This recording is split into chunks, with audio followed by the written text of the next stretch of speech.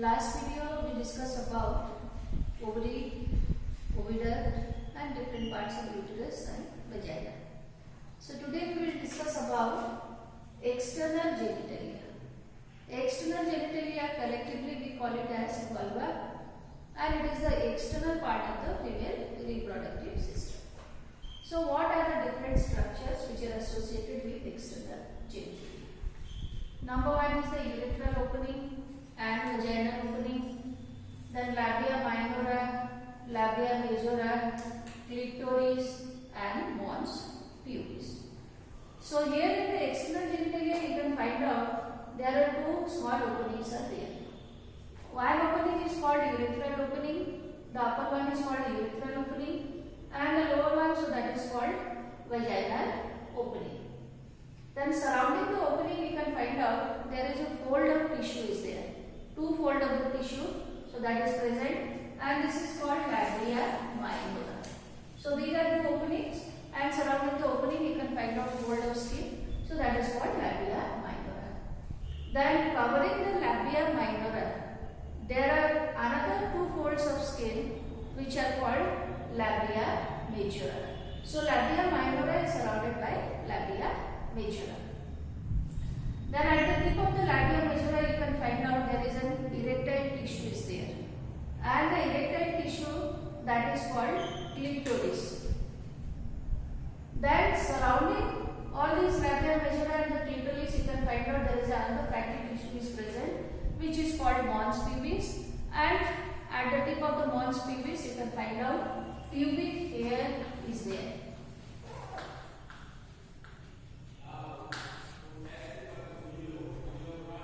So labia minora, that is homologous to penile urethra, because we already discussed about different part of the male reproductive system. In male you can find out the urethra, so that is a common opening for urine and semen. So this organ labia minora which is there in the female reproductive system, so that is the external part. Here you can find out it is homologous to the urethra which is there in penis. Then the labia majora, so that is also homologous to scrotum, because scrotum, so that is a pouch, inside the pouch you can find out testis is present. So this organ in the female system you can find out, so that is similar in structure to scrotum which is there in male organ. Then the clitoris, this is an erectile tissue, and this organ is homologous to glans penis. Glans penis, so that is a fold of the skin which is present at the tip of the penis, and this organ, so that is homologous to glans penis. Then the mons pubis, so that is the outermost part. You can find out the fat deposition is there, and at the anterior part of the mons pubis you can find out pubic hairs are present. So these are all the different parts of external genitalia.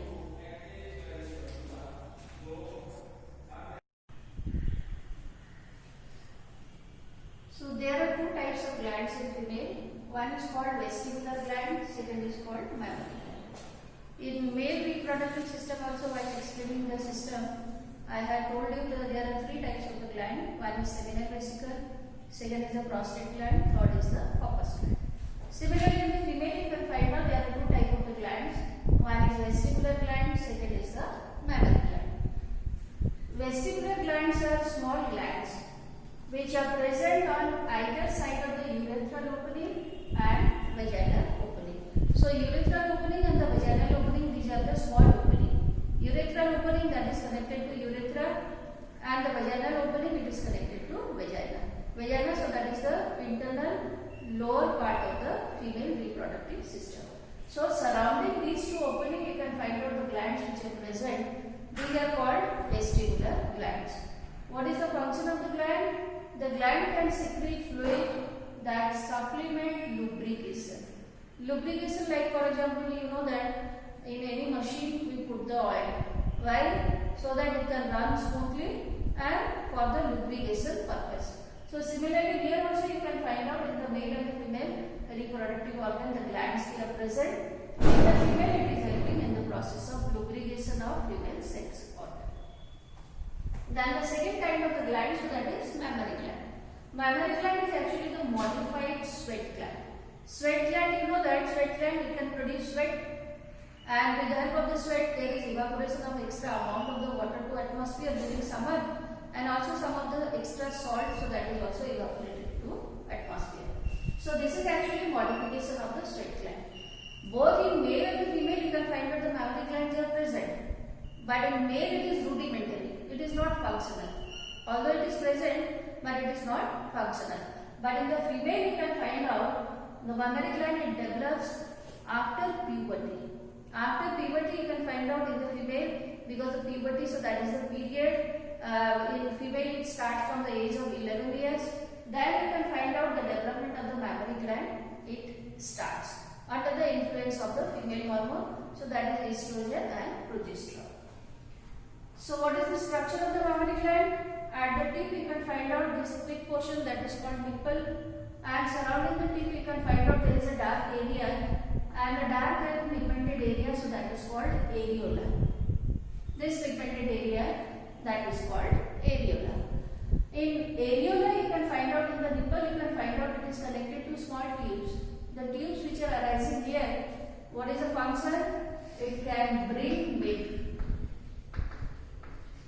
because mammary gland is producing milk at the time of the childbirth.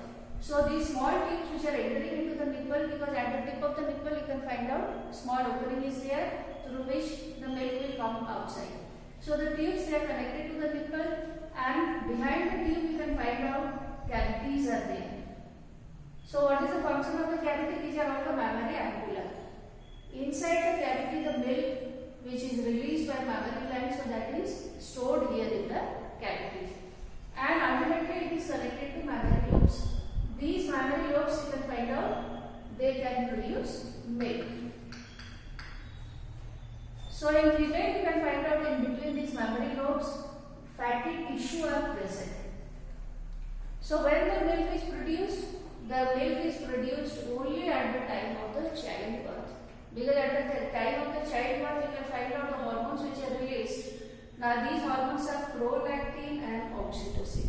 These two hormones, they are released only at the time of the pregnancy, so that under the influence of the hormones the mammary glands they can produce milk, and this process that is called lactation. So let us discuss about hormonal control of male and female reproductive system. You know that puberty, so that is the period which starts at the age of 11 in female, at the age of 13 in male. And after puberty you can find out during the puberty there are many morphological changes are there, and at the same time also you can find out there is development of sex organs. How it is possible? It is possible under the control of hormones, because in the male the hormone which is released, so that is called androgen, and under the influence of the androgen you can find out there is development of testes, and also development of secondary sexual character. Secondary sexual character are all the character you can see in male child when he grows into adult. Like for example you can find out there is increase in height, the shoulder is increased, or you can see the deepening of voice, or you can find out the development of the hair on the different parts of the body. So these are all the morphological characters which are developing in male. Similarly in the female also you can find out, in female also there are many changes are there. You can find out the hip portion, so that is becoming broad, so that it can help at the time of the childbirth, or there is development of the fatty tissue on the thigh or on the hip portion, or the development of the breast. So these are all the different morphological characters which are called, altogether we call it as secondary sexual character. And all these character development, so that is under the control of the hormones. So hypothalamus is a part of the brain, and hypothalamus is connected to the master gland which is called pituitary gland. So the male and the female sex hormone which is produced, so that is actually produced by pituitary gland. So what are the different hormones? In male, two hormones they are released by pituitary gland, and these two hormones they are called luteinizing hormone and follicle stimulating hormone. The role of the luteinizing hormone and the follicle stimulating hormone are different. So what are the functions? Luteinizing hormone is stimulating interstitial cell. If you remember, I had explained to you internally inside the seminiferous tubule you we can find out there are two types of the cells are there. One is the male germ cell, another is the Sertoli cell. And inside each lobule there are three seminiferous tubules. So the space which is there in between two seminiferous tubules, that is called interstitial space, and the cell which are present, they are called interstitial cell. So these cells, they are stimulated and produce the male hormone which is called androgen. Of all the male hormone, the testosterone, that is the most important hormone in case of the male, and it is helping in the development of the testes, primary sex organ, and the development of the secondary sexual character, and also the process of spermatogenesis or the formation of the sperm. Then follicle stimulating hormone, it is stimulating Sertoli cell. Sertoli cell, if you remember, Sertoli cell, so that is the cell in between the germ cell, and it is also providing nourishment to male germ cell.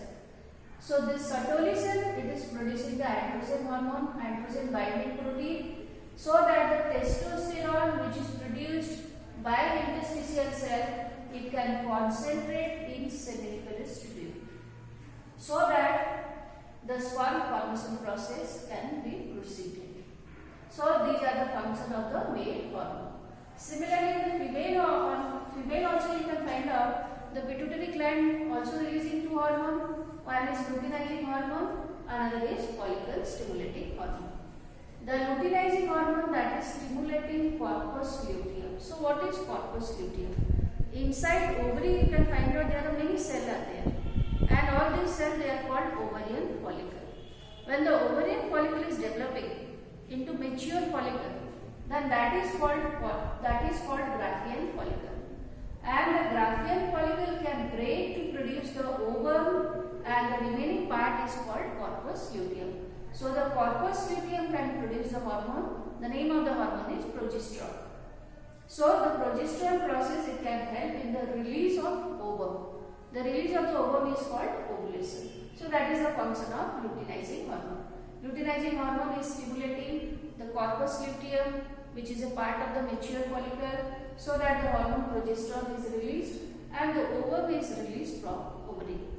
Then the second hormone, which is follicle stimulating hormone, it is helping in the development of ovarian follicle, because the ovary, so that is a spherical organ, almond shape, and inside you can find out there are many cells are present. So each cell is called ovarian follicle. So for the growth and development of the ovarian follicle, there is role of the follicle stimulating hormone, so that ultimately it grows into secondary oocyte under the influence of the hormone which is called the estrogen. So two female hormones are estrogen and progesterone.